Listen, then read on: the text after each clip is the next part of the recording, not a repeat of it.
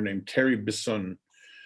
And what I want you to think about when you're watching it is when I first read the short story, and then this video came along, I found it last week. It helps you see a through line from John Searle's argument in Minds, Brains, and Machines to the piece in The Guardian that you read for today. And the two thoughts that I think it connects interestingly are when John Searle was talking about, and he just assumed you would agree with him, the unique causal powers of the human brain. And that one of the causal powers was this notion he talked about with intentionality. And right in the first paragraph of the Guardian article you read for today, the intelligent system, the writing software says, I know my brain is not a feeling brain, and again, assumes that you will just agree with him. And this is appealing to something that philosophers call an intuition, which is kind of a building block of a lot of arguments, but they're a little bit tough to deal with because it's not clear what to do with them. An example of an intuition is a lot of us, when we were talking about self-driving cars, talked about the trolley problem, and you say, well, isn't it worse to switch the thing and kill a person rather than just let it go and hit them? And then you just sort of ask yourself, and then you get a feeling, and you say, okay, and that's an intuition. And Searle and this, well, I would argue Searle and this writing machine are both appealing to an intuition in another way. And this is kind of a meta issue in philosophy. What are we to make of these intuitions? I don't know if Bashar's with us. I hope he comes in. He has some developed ideas about this, and he and another colleague in the department have had a long debate over the status of these. So anyway, with that said, let's see this video. Okay, I will play it.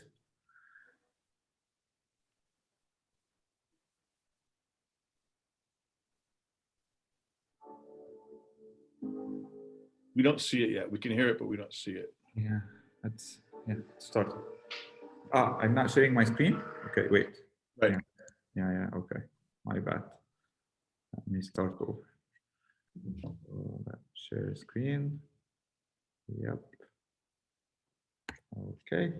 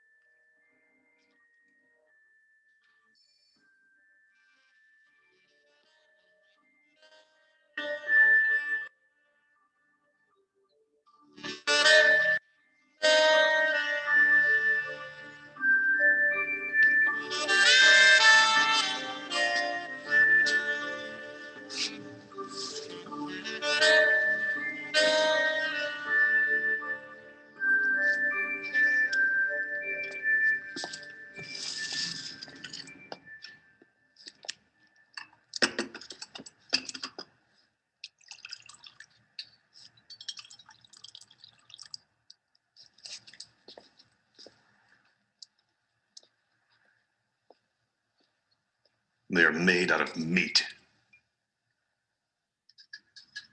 Meat? There's no doubt about it.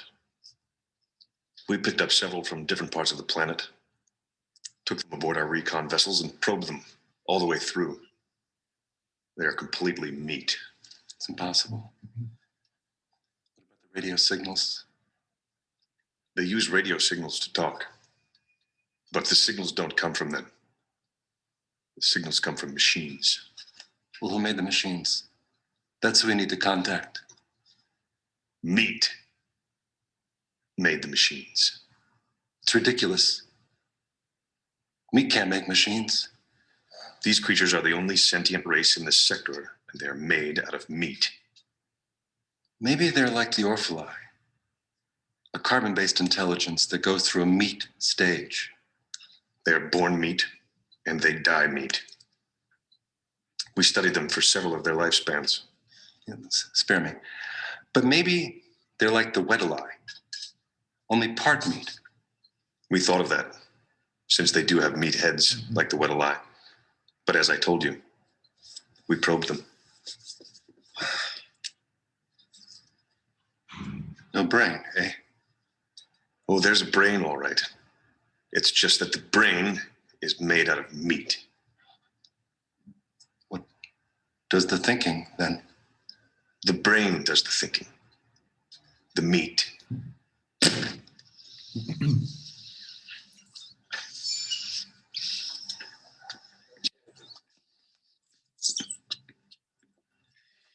Oh, man. What's up, boys? Hey. Hey, how are you?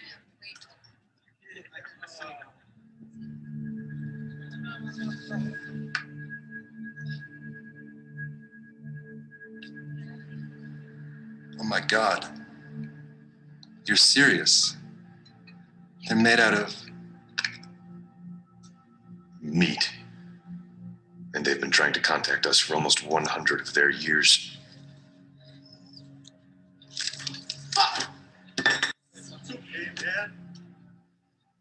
So, what does this meat have in mind? First, it wants to talk to us. Then, I imagine it wants to explore the universe, contact other sentiences. So then they can actually talk. Oh, yes. Except they do it with meat. Well, no, but just before you said that they use radio. But what do you think is on the radio? Meat sounds. You know how when you slap or flap meat, it makes a noise? They talk by flapping their meat at each other. They can even sing by squirting air through their meat. Oh my God. This is altogether too much. I advise that we erase the records and forget the whole thing. It's cruel.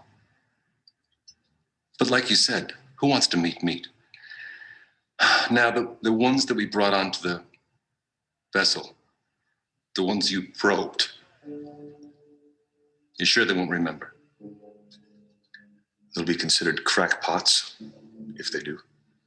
We went into their heads and smoothed out their meat so that to them we are only a dream. A dream to meet. How strangely appropriate that we be meat's dream. My God, is that a baby monkey? That's a what? Break it down now. Put a hand in. That's right. Yeah, that's the That's impressive. What is that? oh, that's it. That's the gist. We Okay. watch the end is all.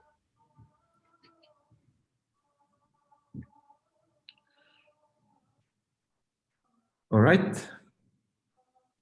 So sometimes it takes an imaginative science fiction writer to get us to rethink things. Does that change anybody's intuition about, say, one of the main ideas that John Searle's article relied on?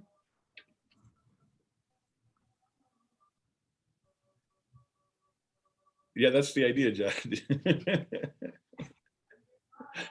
So, and that's,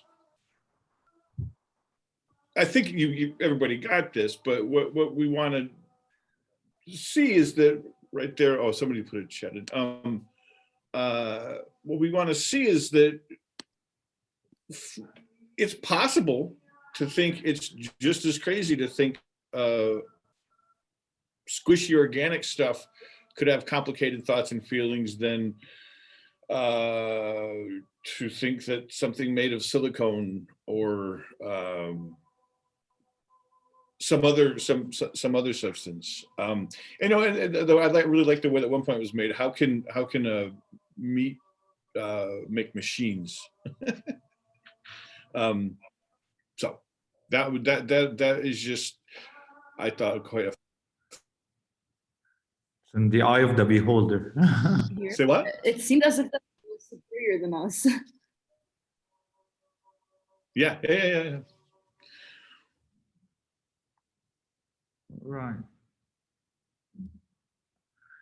Yeah, so I think, right, so one could say that for machines, they could argue the same.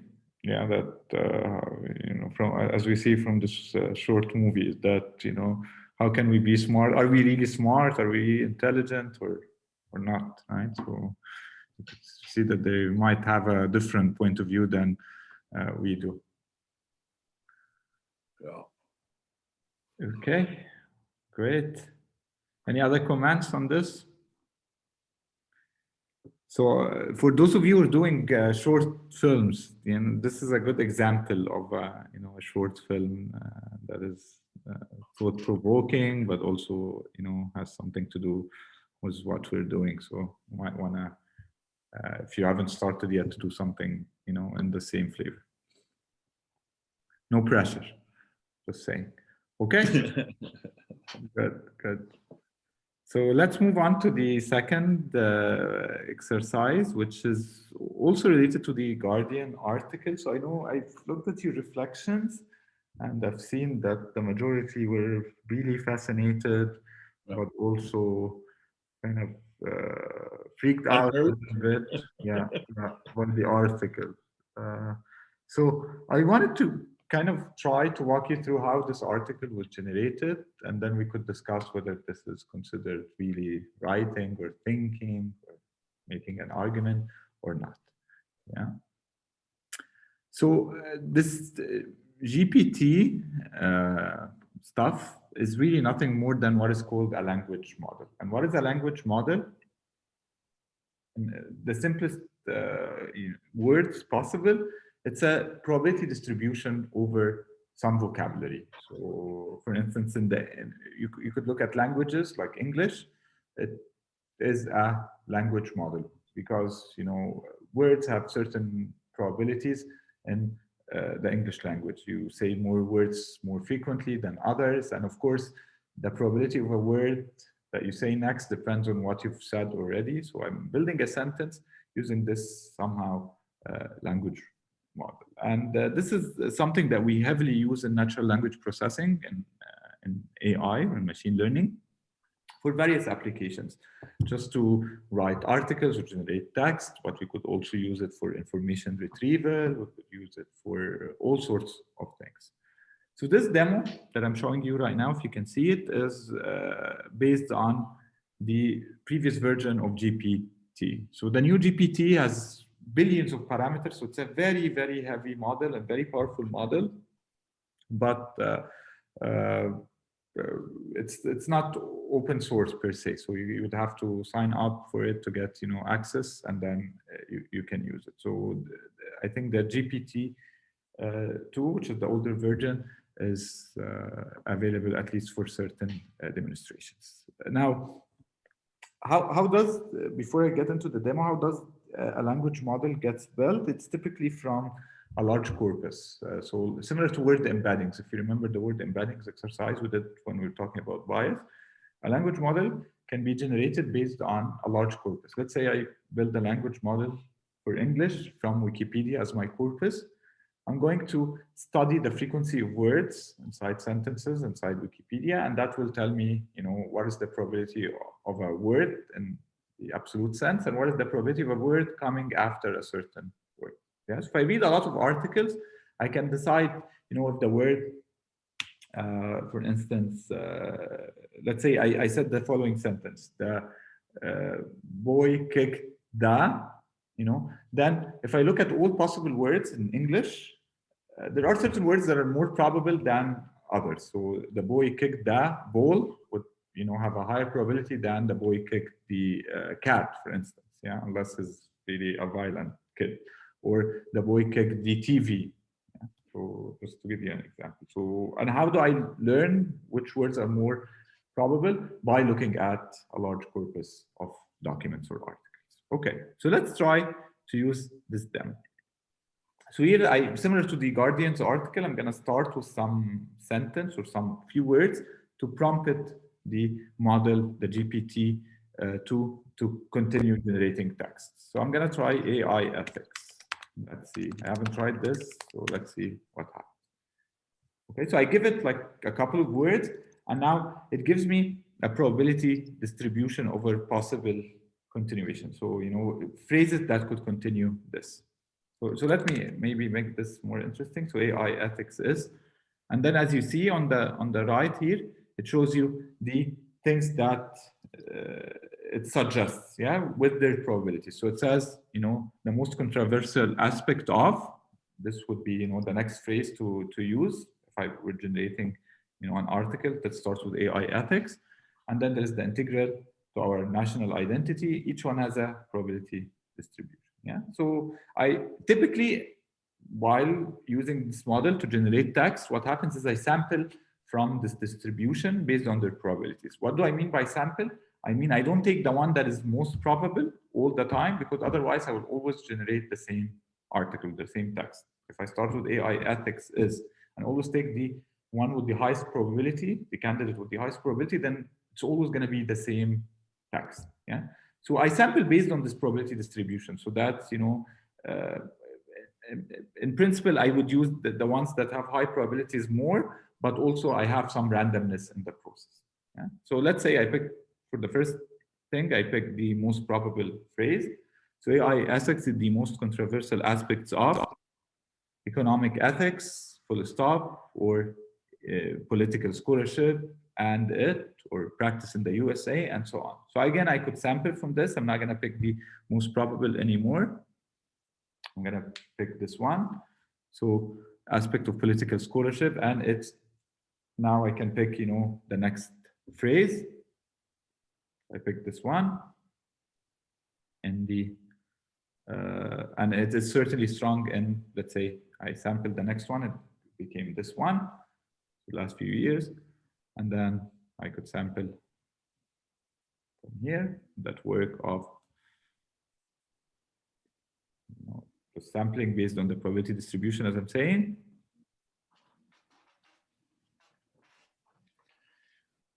Okay. And so on. So, and it includes full stops, it includes, as you see, commas, starting new paragraphs, and so on. So this is really how the article was generated. The article was generated by, starting with some argument or some, line of code that is related to the argument it's trying to make, not line of code, line of text. And then it starts to generate based on its language model, based on the articles it has learned from or was trained on, to generate the next sentence. But there is a bit of randomness because I'm doing sampling from the probability distribution from the language model. And that's how the article came out to be. Does that make sense? I see a lot of comments, but I wasn't looking what these related to. People were comparing this to the software in their smartphones, predictive text.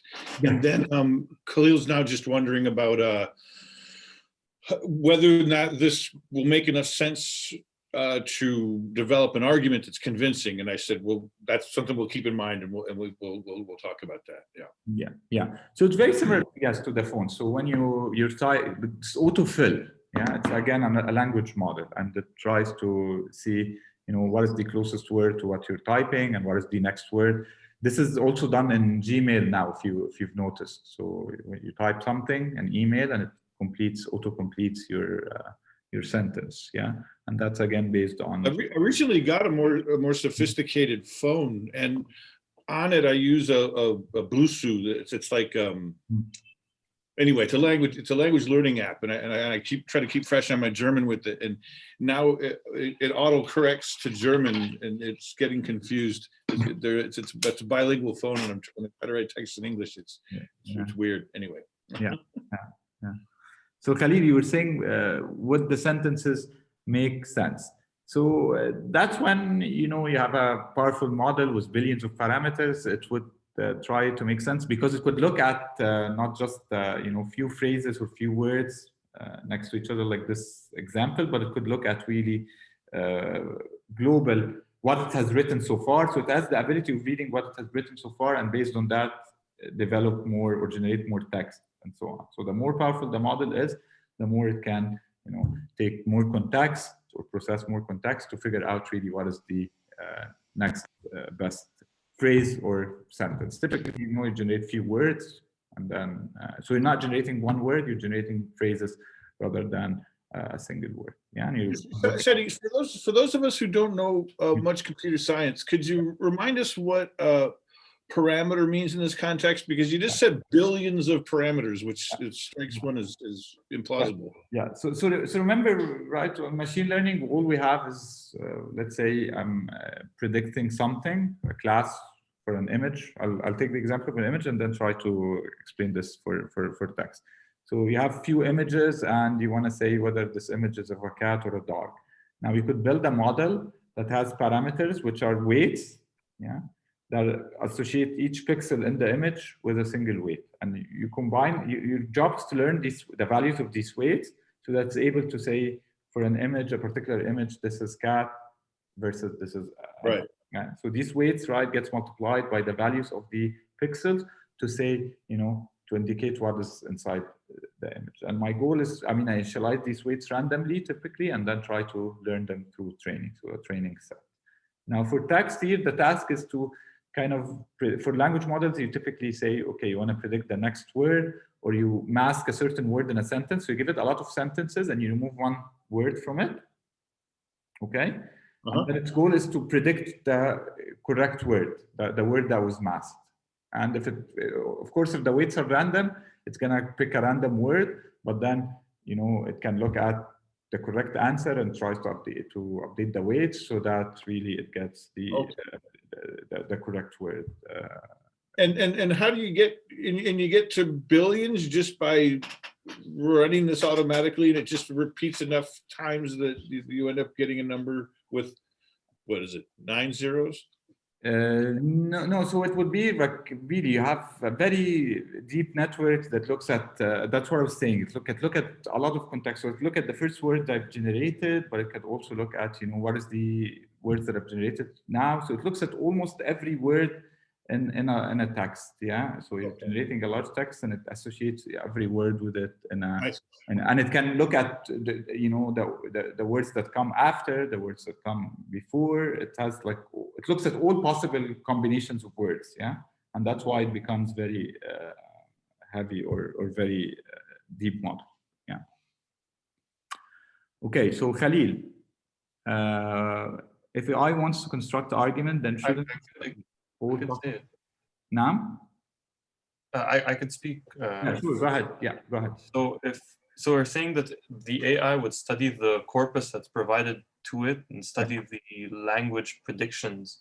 Yeah. But when it wants to construct an argument, does it have the understanding that premises strengthen conclusions, and so can it understand the lot? Like, it might be hard to phrase this. I understand what you're saying. To create an argument itself, to know that this premise strengthens this conclusion that it wants to argue for. Not explicitly, but assuming that it has been exposed to enough articles with arguments and premises and conclusion, it might learn this as a pattern. The same way, again, I learned from images without telling it anything, right? That cats have bigger tails than dogs. Right, cats have more hair than dogs, etc. So it could learn these things as part of the patterns, yeah, that are inside, as long as it's somewhere in the training data, and it's something that helps it achieve its task, which is generating properly written articles. But there is no explicit thing. We're not telling it explicitly do that, and we don't know if it's doing this or not, right? So again, because it's a closed box, we don't know exactly how these systems work. We just know, we have an intuition of how they work, right, by trying to build a language model, but we don't know exactly how this language model is built. Yeah, it's an opaque box, right? It's not an open box. Black box, yeah. So, and that was an issue that we talked about a lot, is that the problem is with these very complicated models, it's very difficult to understand what exactly it's doing to get to these magnificent results. Yeah. Does that answer your question? Yeah, he says it did. Okay, good. Yeah. So I wanted to kind of tell you that, give you an intuition about how this article what's generated. Please go, if you're interested, read a little bit more about GPT or language modeling in general. It would be an interesting topic for you to read about. Okay, great. If you have no other comments, we can move on to the third exercise. Should we, Hans? Yeah, yeah. Is the third one going to? Yes, fine. Yes, now I remember. Yeah. So the Sophie one, right? Or no, the writing one. Did we? Mhm. Which one? I forgot. You sent an email with the outline. Did we? I don't know if it's already wants to be in there. I'm sorry. I don't know if the writing one is on the page or not, or whether that was Yeah, something it we is. were going to it is. do. Yeah. Should we do the writing one Okay. now? Start with it and then maybe. Yeah, I think so. Okay, good. So now I want you to go all to Moodle, please. There is this fourth item in the in-class material, fourth exercise, which is called response to the Guardian article. So if you open it, or if you click on it, it opens a Google Doc. I'm gonna ask you to do what we hope is an interesting exercise. I know it might be not very easy, but We're still sharing screen, I think. Can we get to what we need to if you're sharing? yes, absolutely, yeah. So I'm sharing a screen because I get to see everybody as they're typing, yeah? And the exercise is as follows. Each one is gonna try to write a sentence in order to build a response for the Guardian article that was written by a robot. So the goal is, we together kind of build a response for the article, yeah? So let me give you an order. Each one should write a sentence. And we can do this based on the order of participants in the session. So let me see. Can you all see the list of participants? Not yet. I have Ahmad first, then Fenty. I don't know if you have the different order than Oh, this. that's right. Ahmad would be first, and then Cynthia. Right? Dima, Fabiana. Gana, and then Gloria, Giorgio, Hussein, Chad, Georgie, and so on. Okay?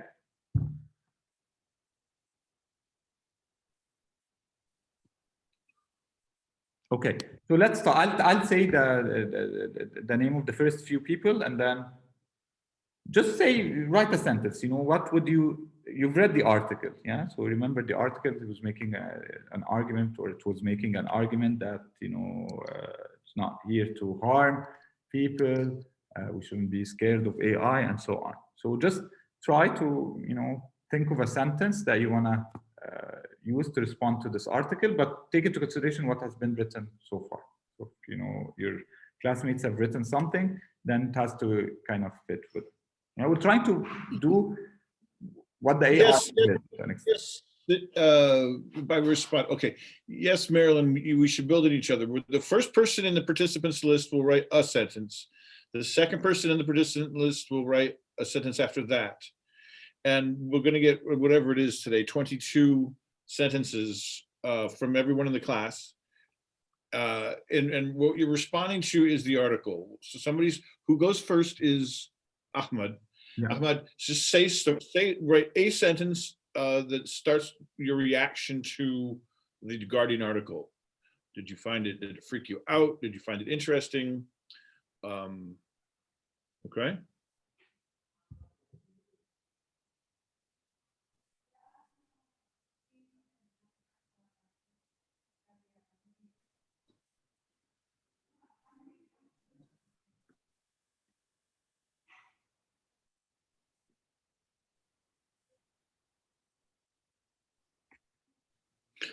Okay, then next is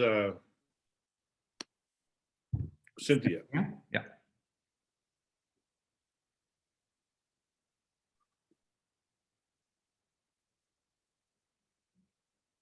Cynthia, put a sentence after. Can you get it? Can you get to that spot? Yeah, I'm there. I'm just thinking of how to continue it.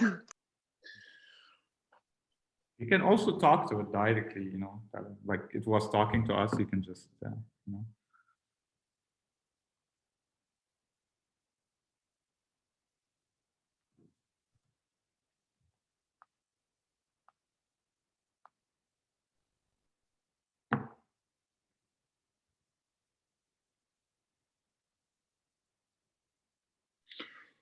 Okay. Daniel.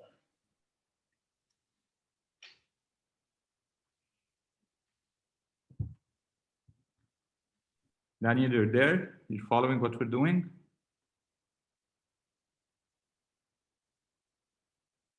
Yes, I'm supposed to join the Google Docs, correct? Yeah. Yeah, I couldn't. Okay.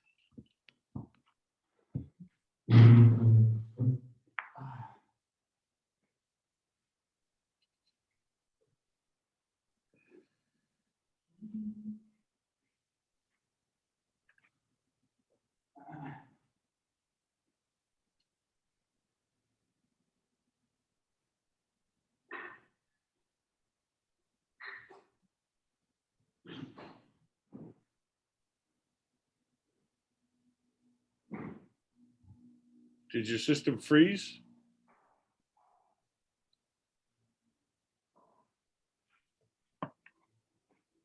No, Oh, you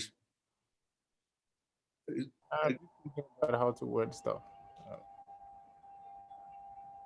So I also didn't get. We're just supposed to respond like reacts to the article, right? Because I lost react to the connection. article, but also build on what's being said but before. We're trying to construct a coherent text as a group. Okay.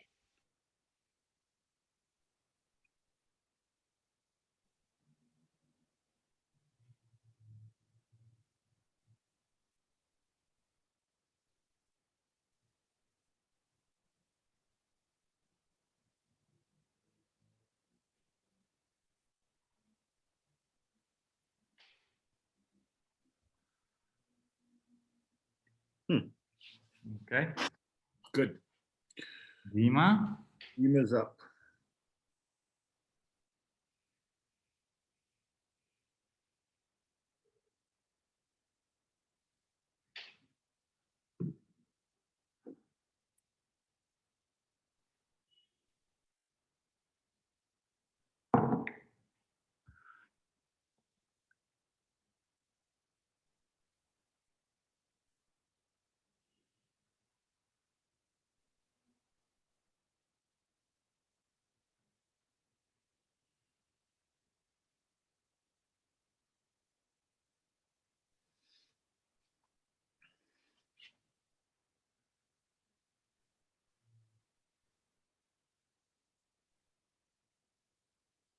Okay.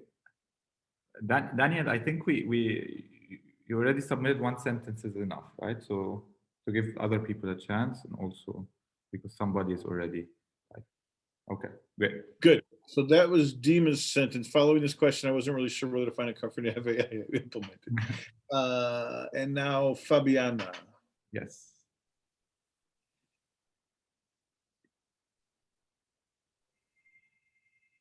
Rutten?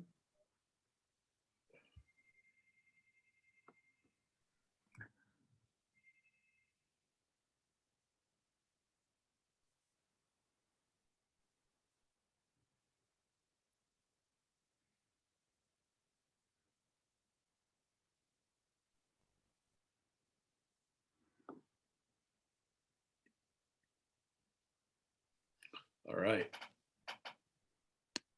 Good. Hena.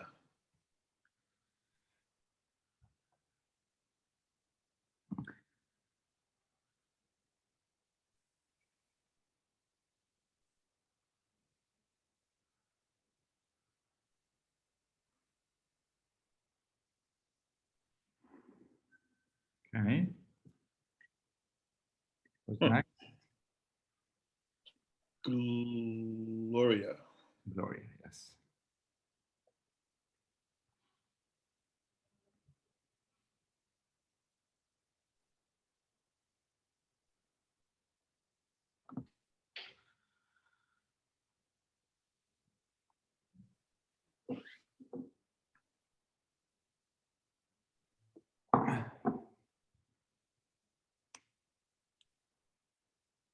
Gloria, you're there? Okay. Maybe we move on to Giorgio. Yeah, it looks like Gloria's not connected, so Giorgio. Yes.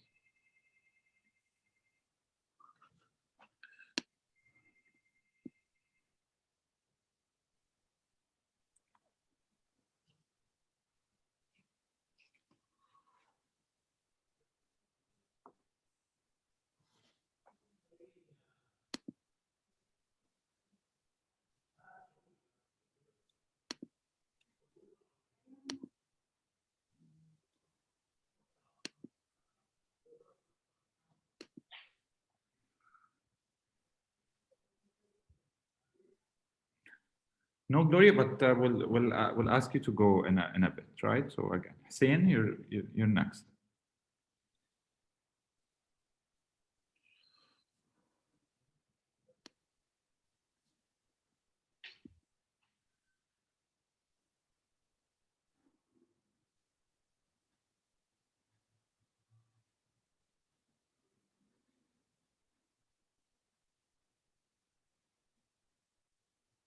Okay, thank you. Jad.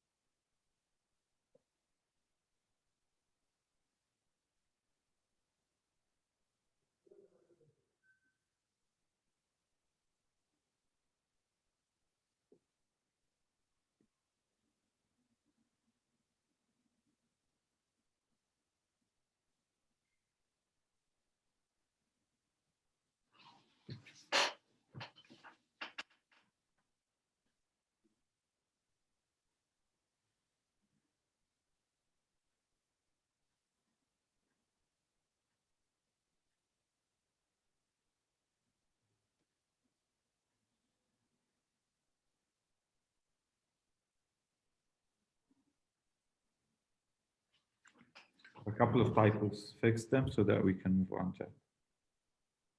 This is often, I guess. No, just fear of it, I think is what Oh, he was saying. okay, okay. Good, Georgie.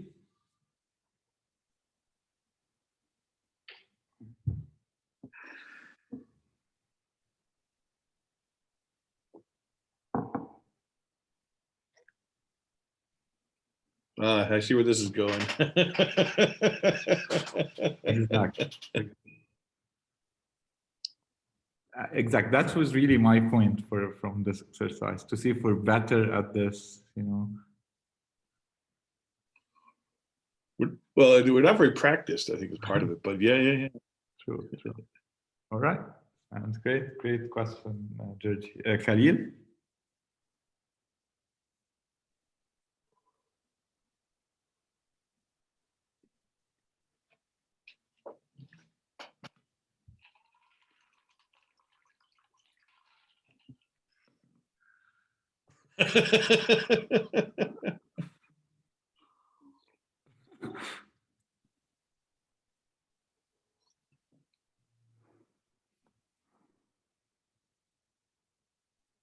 Yes. All right. Meher?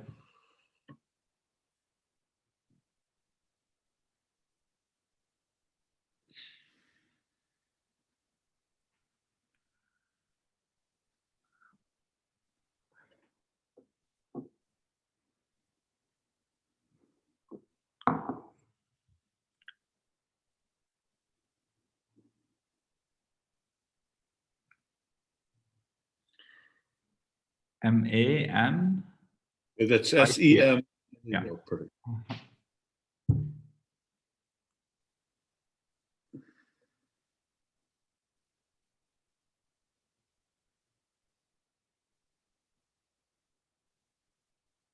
Okay, great. Majd?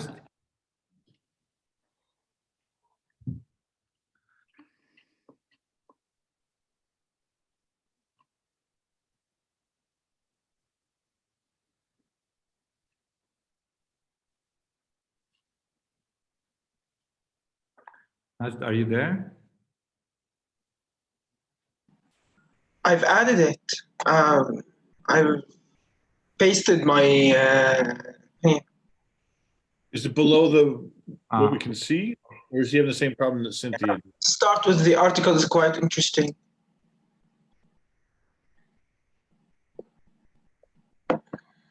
No, so Majid, what this is now, can you remove this, what you just pasted? Let me explain you the exercise again. So delete what you've just pasted.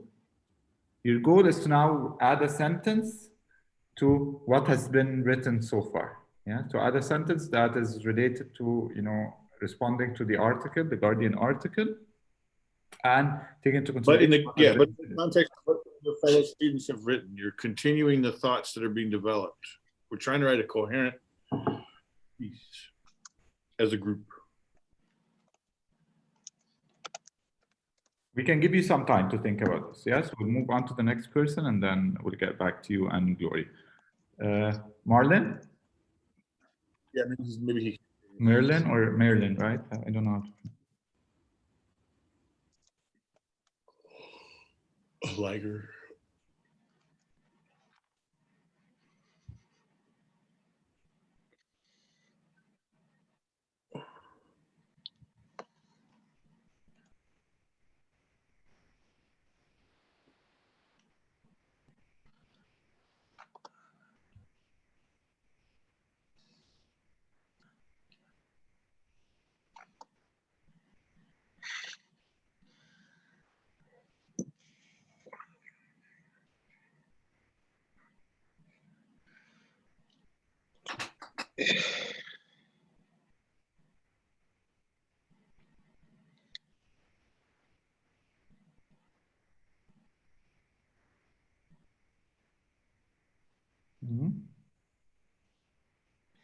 Correct. Okay. Nabila?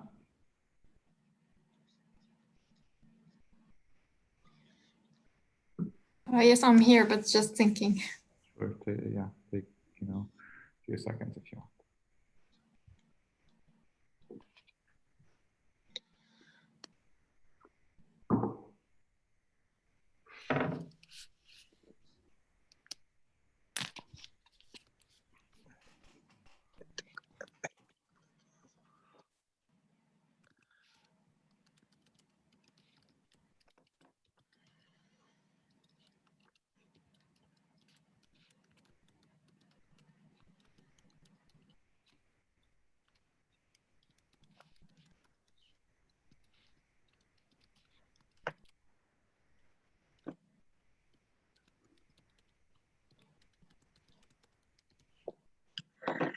Okay. Reem?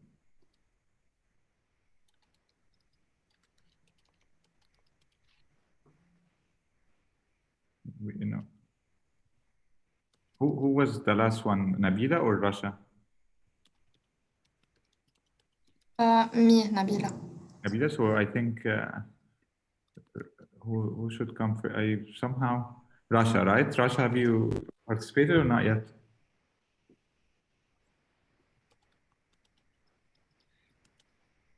Okay, yeah, go ahead. Go ahead, Rasha, please.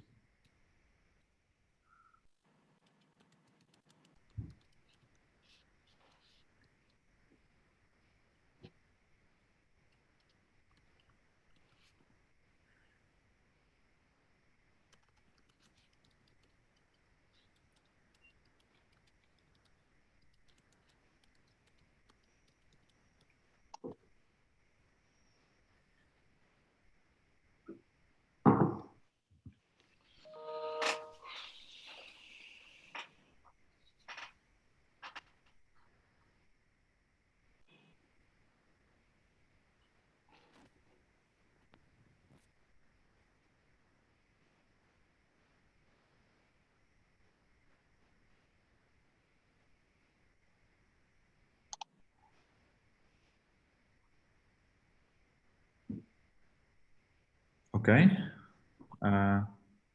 Veem, you've gone already, right? Not yet. Me? Veem, yeah. No, not yet. Okay, please go ahead.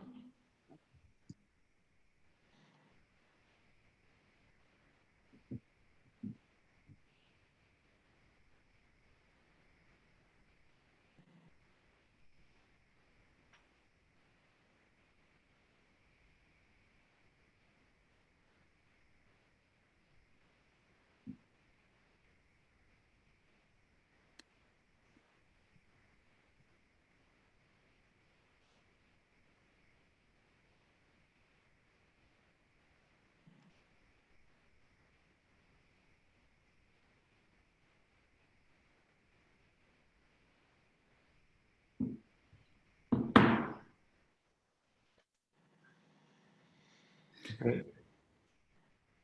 Veem, do you want us to get back to you? Move on and get back to you if you still need some time to think?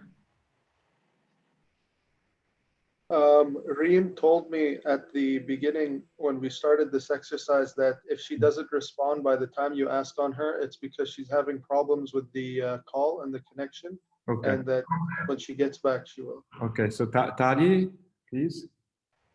I'm back. I'm back. I'm back. Oh, this is Reem? Yeah, Okay. yeah. I'm close now, okay. Sure. Go ahead.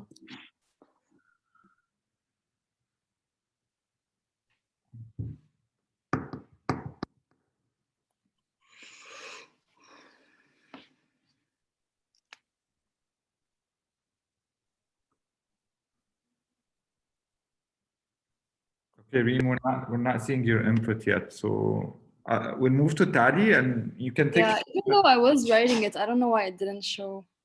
Are you sure you're at the right? Yeah, here it is. Yeah. Yeah. Yeah. Okay. Oh, okay. It's showing now. Okay. Clearly, that's you? It's clearly expresses? Okay. Okay. Let me see. Okay, I finished. Sorry, I was having connection problems. All right. Okay.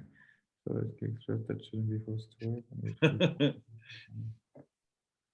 Okay. Now, Tali, please.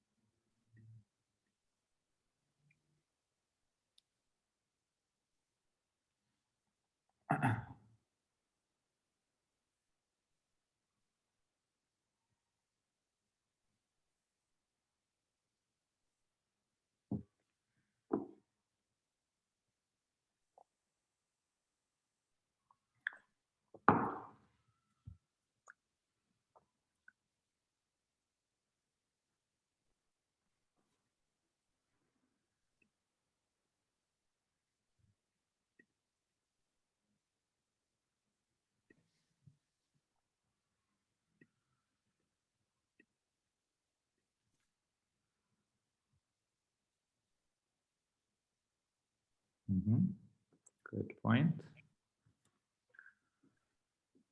Vincent?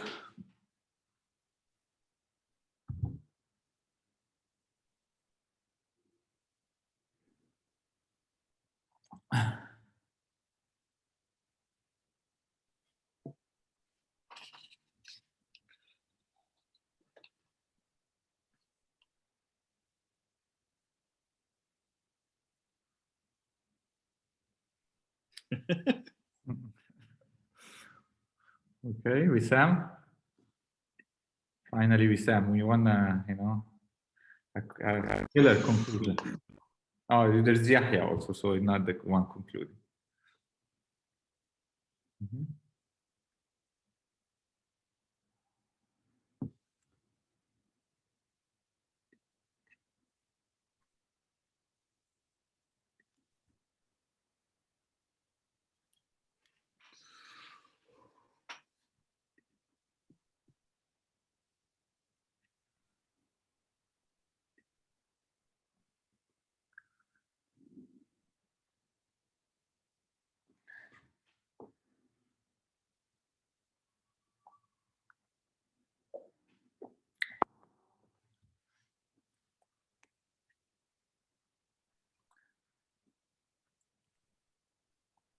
Good.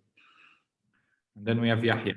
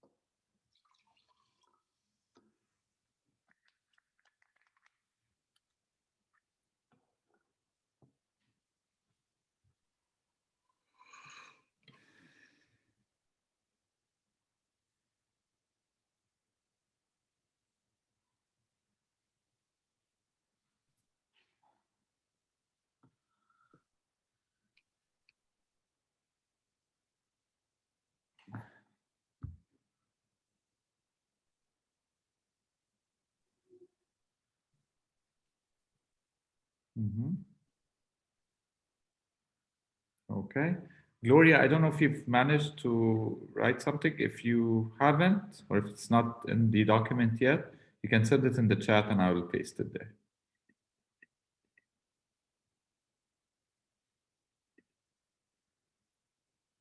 Yeah, please go ahead now.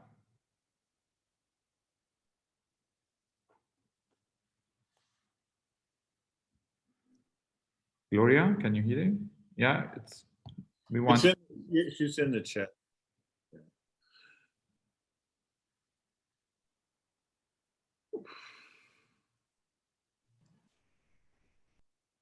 Okay, I think she's writing right now.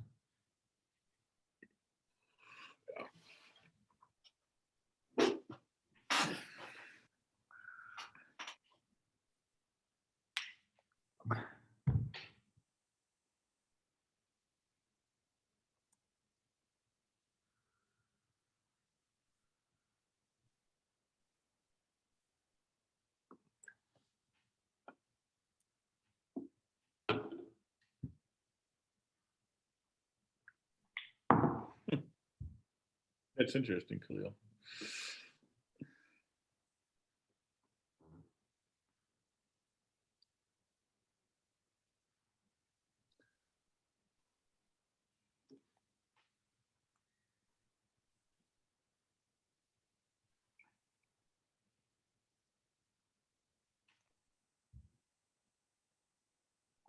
Yeah. Okay.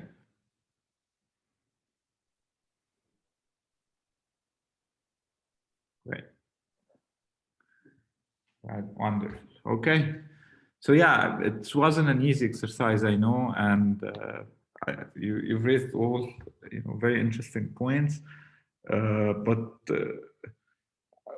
what I was hoping that you get out of this exercise is also this feel. I mean, this is how the machine kind of is generating text, building a sentence after a sentence after a sentence, trying to be coherent and trying to build an argument. So I wanted you to experience the way the AI would be generating an article. It's not necessarily thinks about it beforehand and creates an outline. It's really a process that is generated very similar to what you've done here, but it's doing it much better because it's also trained and has better capabilities at generating text. It's but a couple interesting. Yeah. Yeah, a couple interesting things came up. I noticed that we collectively started to wonder if the intelligence system was intentionally deceiving us, which is a very interesting suspicion to have. Yeah. And I noticed that Khalil said he was trying to do some of the things we put in to the GT thing, and it came up with some of the ideas that we did. So that is interesting. So what do people think about that suggestion, that it might try to trick us? Yeah, that's an excellent point. This is all brand new to us, and right, I'm sure if we did this in a week's time, and we would probably make more sense. But what do you think it's possible that the machine was trying to hide something from us and was trying to deceive us? I mean, I don't think so, because this is a machine learning program. I don't think it reaches the capability for it to be able to deceive. It has to be conscious about why it's deceiving and its ultimate goal. So I don't think we reached that step yet. Now I don't know about.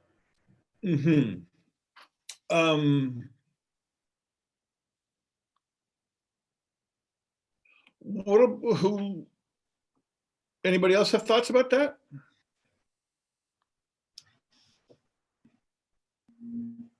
I think that's exactly what I was thinking, that if it wanted to deceive us, then it should have another agenda on the side, and that I don't think that's the case here, because it's just doing the job that it's told to do. So if it were to write an article but then go ahead and do something else, which I find that hard to believe for now. So I think what Khalid is saying is that its objective function, because remember, this is a mathematical model at the end. Its objective function doesn't have to be deceiving. It's not trained to optimize, decept. So it's trained to optimize proper language and consistency and so on. It doesn't even know this concept of deception. I mean, even if we were to say that we inserted deception into its programming, I think we still wouldn't say that it's deceiving us. I would say that the designers are deceiving us through the programming, because it's not consciously deciding to deceive us. And I think that might be an important point, which goes back to the Searle idea of intentionality. Yeah. I'm going to be an annoying philosopher of mine and press this point a little bit. Last night, when I was bringing out some lamb to my patio to grill it, before I cooked it, it was just raw. The way our apartment is set up, I have to walk through my daughter's room to get to that patio. It's just, it was kind of a design flaw. Anyway, I was walking through there, and our cat, Huey, was staring at my daughter Katya as if he was fascinated. And I put the meat down and I went back to get a stopwatch to time how long I was going to cook it. And as soon as I came around the door, he ran out and grabbed some of the lamb off of the thing, right? So in my mind, he deceived me. I don't think he has the concept of deception. I think he was intentionally trying to mimic that behavior that said she wasn't interested in the meat and then did it. I don't think you have to tell yourself, I'm trying to trick this thing in order to deceive somebody. So I think if a cat can do it, a system that's capable of generating language that's indistinguishable from the language that a professional writer would generate could do it too. I just want to push on that a little bit. In the same sense that that movie tried to convince you that somebody might think it's really strange that weird, squishy, bloody pieces of meat can do cognizing. Anyway, just wanted to make that point. Part of my idea here, and this is what I was getting at with another comment that I wrote before, that I think deception's in the eye of the beholder. Yeah. Whether or not you've been tricked by somebody has to do, you make that decision, not the tricker. I think, but this is a new topic. I'll let it go for now. I'm glad we came up to it though. I'm glad in this conversation you guys started to wonder about whether it's sticking. I have just one more thing I want to add about this. So this concept of collaborative writing or collaborative work in general is becoming very popular in the computing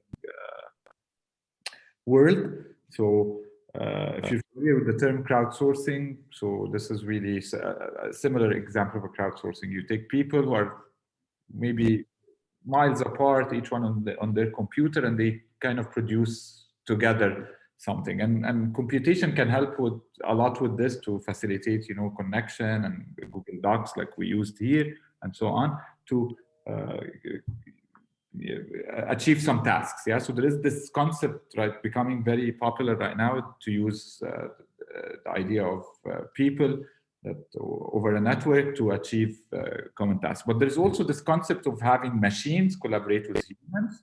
So the network could be oblivious. Some people are, so we could use the GPT-3 to kind of write this article with us. So we give it some input and we generate something and we edit it and so on, right? So this notion of collaboration between machines and humans, and also collaboration between machines. So I think this exercise kind of puts this into perspective and also opens up this idea of collaborative work between machines and humans in the future, which I think is the direction to go in the future, that, you know, robots are not going to take over from humans, but we're going to be kind of working together, all of us, to get even better results on many tasks. Just wanted to make this point. Shadi, do you remember that debate that broke out among some of our colleagues about Grammarly? Yeah, right. Yeah. The library made Grammarly available, and people were worried that it can be used to create a human and machine interface that is writing something that wouldn't properly be called actually written by the student. Right. And this really interesting question came up, but it was muffled by the people just in the way that those online discussions go. But I thought that was really interesting. You know, and that I think is an example. I have never used Grammarly, but I assume it is something like this. You know. Yeah. Okay, great.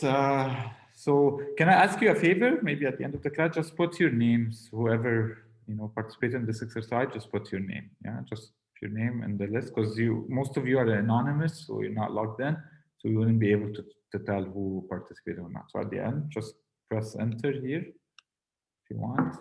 I'll do it and just put the list of names. Okay.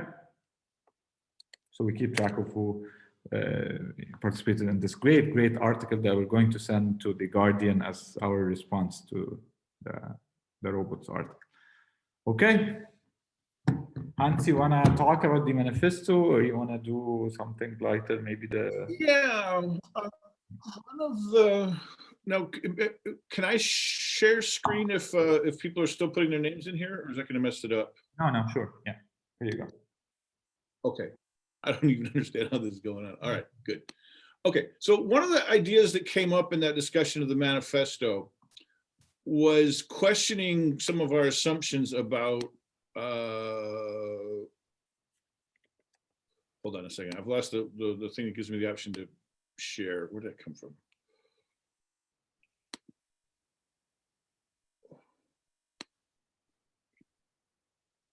Sorry, Shadi, I've lost. Oh, I have to go to here. Yeah, and then share. Yeah. Okay. Host disabled attendee screen sharing. Let me allow you. Sorry. Go ahead now. Okay.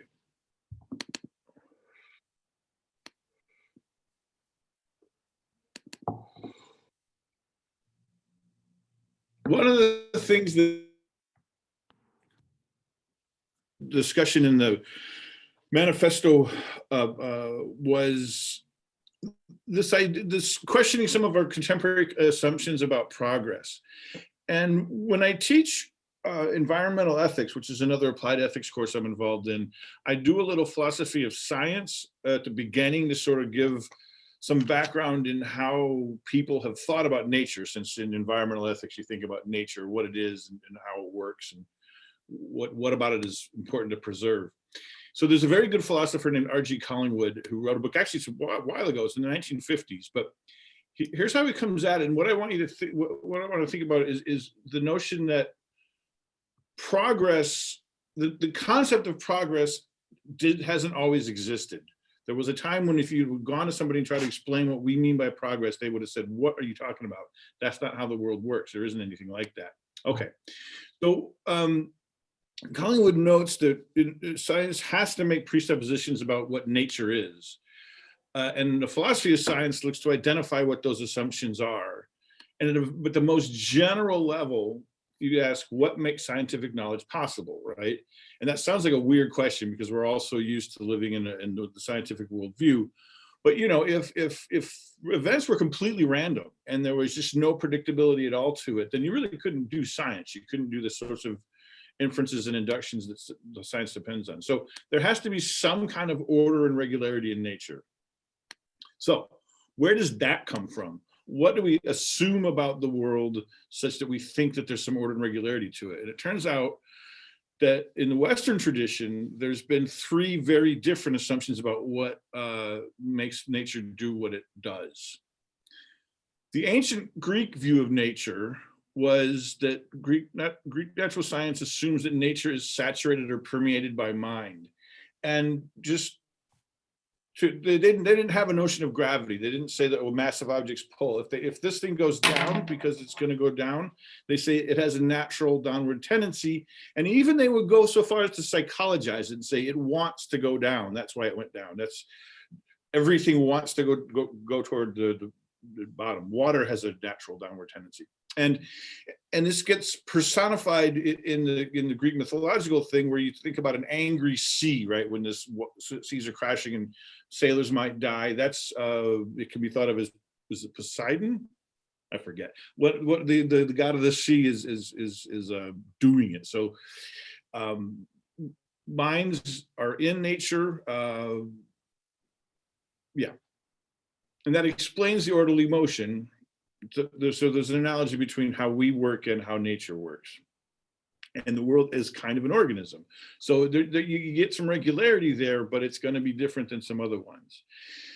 Now, Collingwood goes for the word Renaissance, which is a bit, anyway, a lot of people would say modern, but he wants to use modern for contemporary. So the Renaissance view of nature denies that the world of nature is an organism. And it makes the assertion that it is devoid of both intelligence and life. So if you studied early modern philosophy in the scientific revolution, Galileo, Descartes, those guys, the people who said the corpuscular theory, that matter is inert and it responds because forces act on it, forces like gravity. Newton was pushed this, right? The analogy is nature is the handiwork of God and machines are the handiwork of people. So just like we build a watch, that was always in these analogies, God is clock watchmaker.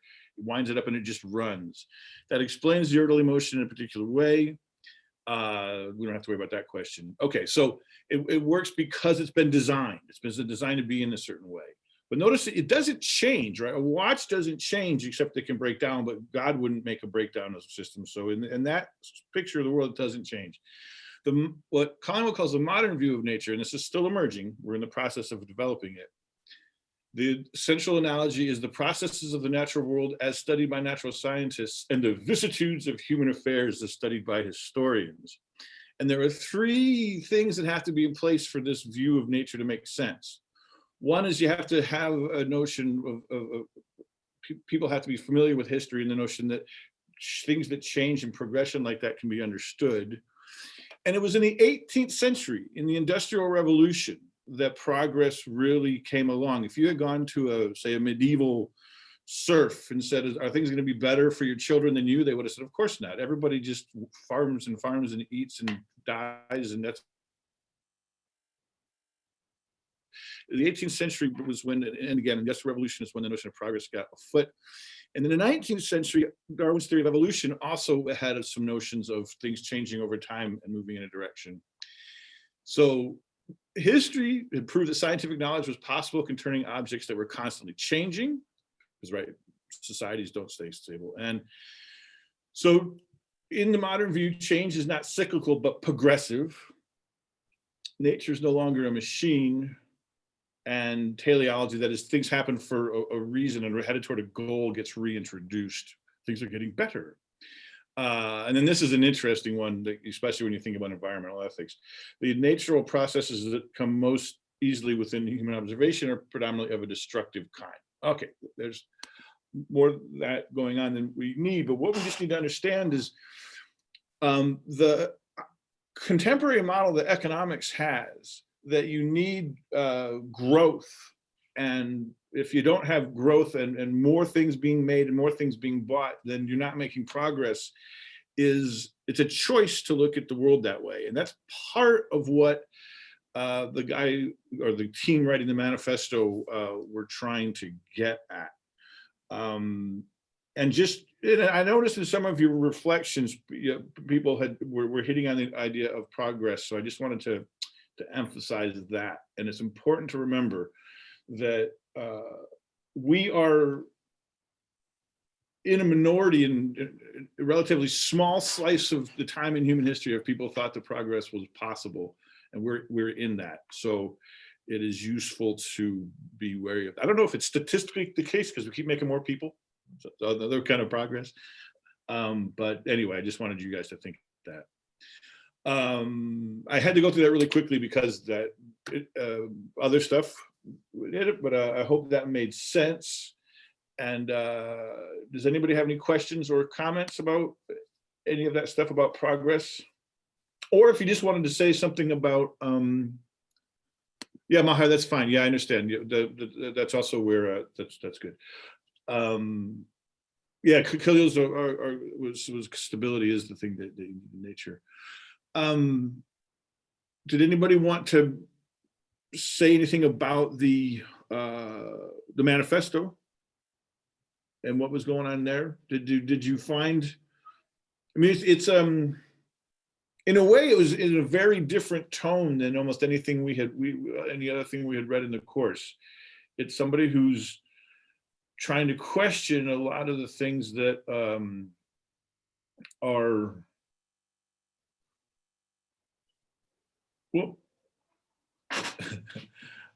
I guess the most provocative idea was his notion of he called them the singularitans, people who believe the singularity is possible. He thinks they've fallen under a spell, that the notion of progress put on top of the amazing growth in computational power that we've got has just got people thinking that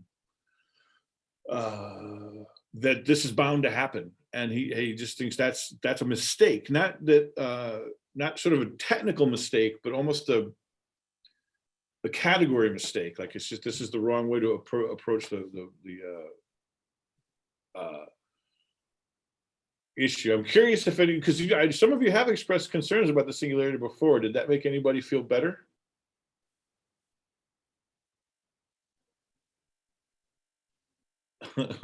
It did to me too. I was surprised that it did.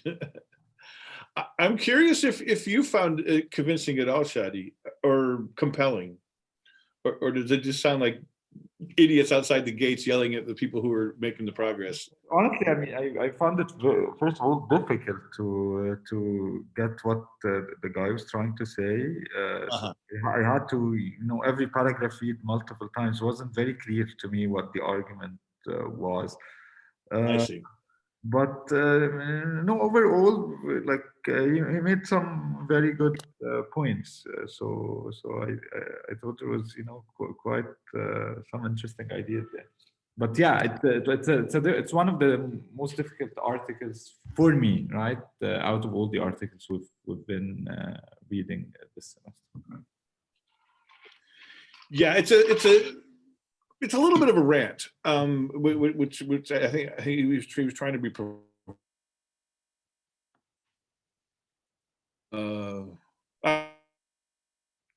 But fair enough. That was an interesting thing to close on, and I also think that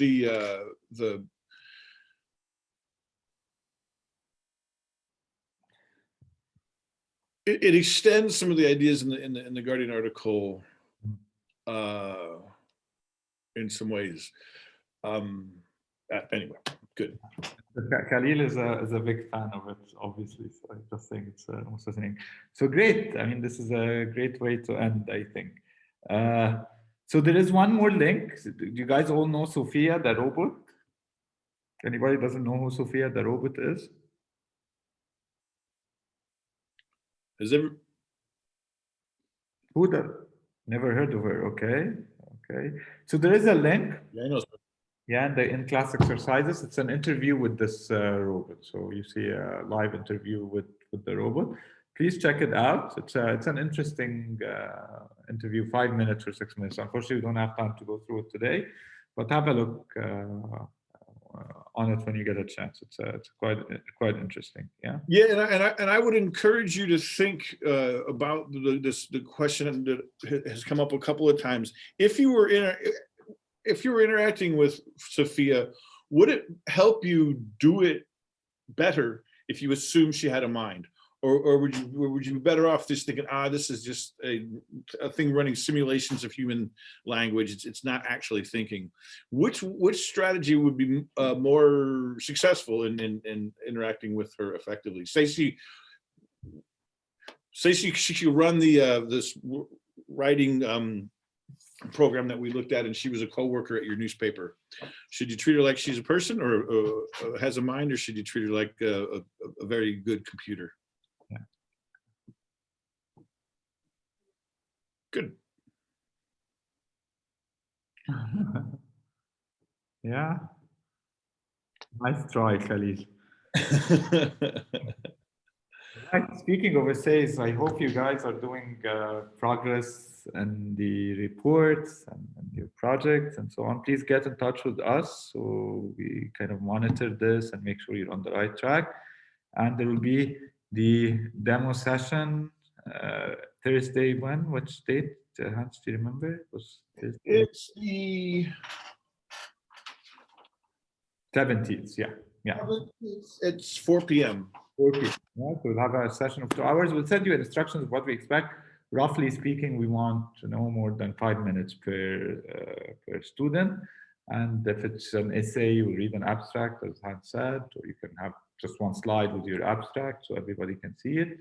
And then you take questions. And for the ones who did other types of projects, we'll see, a demo of that project for 5 minutes. Yeah. And again, we really don't want it to seem like a whole other project that you have to do in preparing for this thing. Just if you wrote a paper, or if you can demonstrate it by running software, that's fine. But if you wrote a paper, just think of how you would describe what you tried to show and how you showed it the way you would explain it to a parent or a smart friend, and then other people will just ask you questions about it. We're not looking for formal presentations that you spend a whole lot of time preparing for. We don't want this to be onerous. We just want to sort of share what we figured out. And this is important feedback for us too, because as you know, this is the first time we've ever taught the course. So we kind of want to know what you ended up with, how you feel about it, and all that. If you're doing a film, you could just show a snippet of it, 2-minute snippet or something like this, or 3-minute snippet, and give 2 minutes for discussion. If you're doing a comic book, just show a few pages of it or something like this. The core. I mean, we're gonna look at everything that you could use, but we want you to share the a snippet of what you've done with the rest of the class and with us. Yeah, to kind of everybody gets to know what others have been doing as well. Okay. Right, then we'll see you on the 17th. Thanks for your time and attention, guys.